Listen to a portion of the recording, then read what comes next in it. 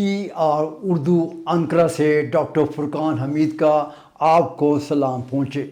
دوستو، گزشتہ پروگرام میں ہم نے استنبول کے چند ایک قابل دید مقامات کے بارے میں مختصر سی معلومات فراہم کی تھی، اور آج بھی ہم آپ کو استنبول کے دیگر قابل دید مقامات کے بارے میں معلومات فراہم کرنے کا سلسلہ جاری رکھیں گے، اور یہ سلسلہ جہاں سے ہم نے اس کو گزشتہ پروگرام میں منقطع کیا تھا، اس کا سلسلہ وہیں سے جاری رہے گا۔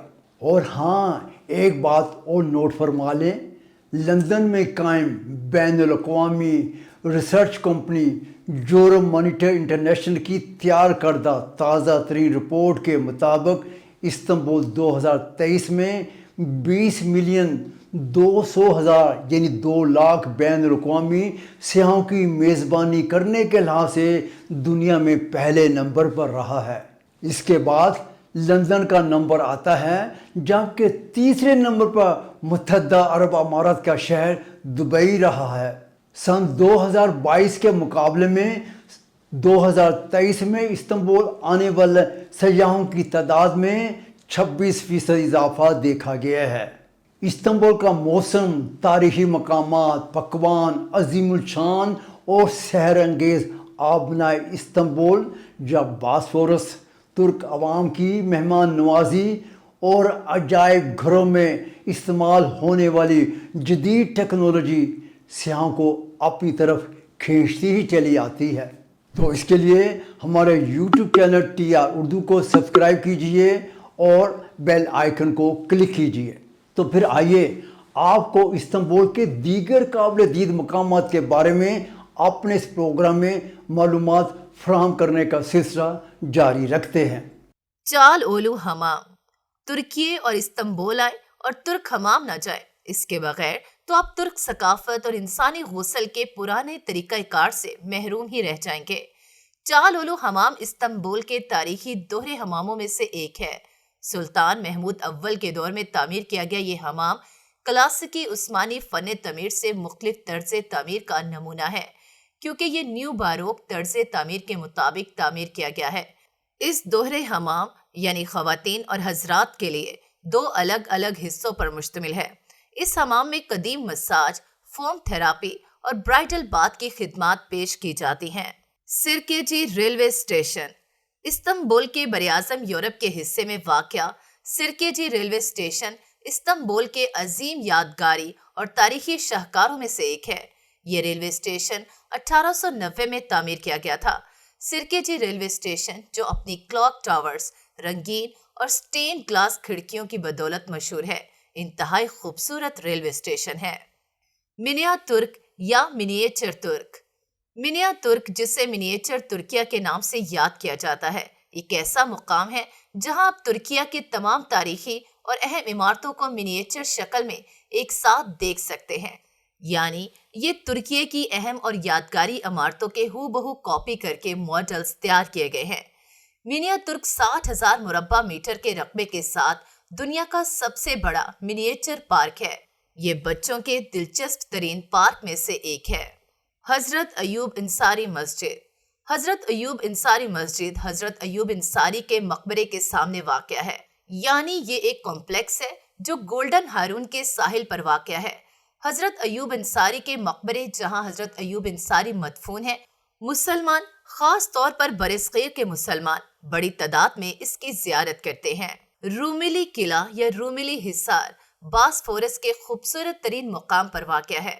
باسفورس پر واقع اس قلعے کو سلطان محمد فاتح نے 1452 میں باسفورس سے گزرنے والے بحری جہازوں کو کنٹرول کرنے کے لیے تعمیر کروایا تھا۔ فاتح جامع مسجد اور کلیہ، سلطان محمد دوئم کی جانب سے تعمیر کردہ مسجد اور کلیہ استنبول کے قدیم ترین یادگاری اور تاریخی مقامات میں سے ایک ہے۔ فاتح کلیہ کے اندر 16 مدارس، ہسپتال، گیسٹ ہاؤس، لنگر خانہ، کتب خانہ اور حمام موجود ہیں۔ اس میں 12 گنبد اور 2 مینار موجود ہیں۔ یہاں سلطان محمد فاتح کا مقبرہ اور دیگر اہم شخصیات کی قبریں موجود ہیں۔ Maiden tower, Uskudar, maiden tower Istanbul کے براعظم ایشیا کے سب سے خوبصورت عمارتوں میں سے ایک ہے۔ 25 میٹر اونچا میڈین ٹاور خیال کیا جاتا ہے کہ اسے بحیرہ اسود سے آنے والی بحری جہازوں کا معائنہ کرنے کے لیے 5ویں صدی قبل مسیح تعمیر کیا گیا تھا۔ بیلر بے محل اسکودار استنبول کے براعظم ایشیا ہی کے حصے میں واقع بیلر بے محل، جو اپنی اندرونی اور ظاہری شکل و صورت سے استنبول کے خوبصورت ترین مقامات میں سے ایک کے طور پر ابھر کر سامنے آتا ہے۔ یہ موسم گرما کا عثمانی محل تھا، جسے معمار سرکیس بالیان نے 1863 اور 1865 کے درمیان سلطان عبدالعزیز کی ہدایت پر تعمیر کیا تھا۔ انادولو حصار یا انادولو قلعہ 1395 میں سلطان یلدرم بیازد نے تعمیر کروایا۔ اسے اناتولیا کے نام سے بھی یاد کیا جاتا ہے۔ اناتولیا یا انادولو قلعہ، جو اندرونی اور بیرونی قلعوں اور ان قلعوں کے دیواروں پر مشتمل ہے، استنبول کے قابل دید مقامات میں سے ایک ہے۔ Haydarpasha railway station Haydarpasha railway station کو 2 جرمن معماروں نے تعمیر کیا تھا اور یہ کلاسیکی عثمانی فن تعمیر سے مختلف نمونہ ہے۔ یہاں علاقے میں حیدر بابا کا مقبرہ موجود ہونے کی بنا پر اسے حیدر پاشا ہی کے نام سے منسوب کر دیا گیا۔ یہ ریلوے اسٹیشن استنبول کے قابل دید مقامات میں سر فہرست ہے۔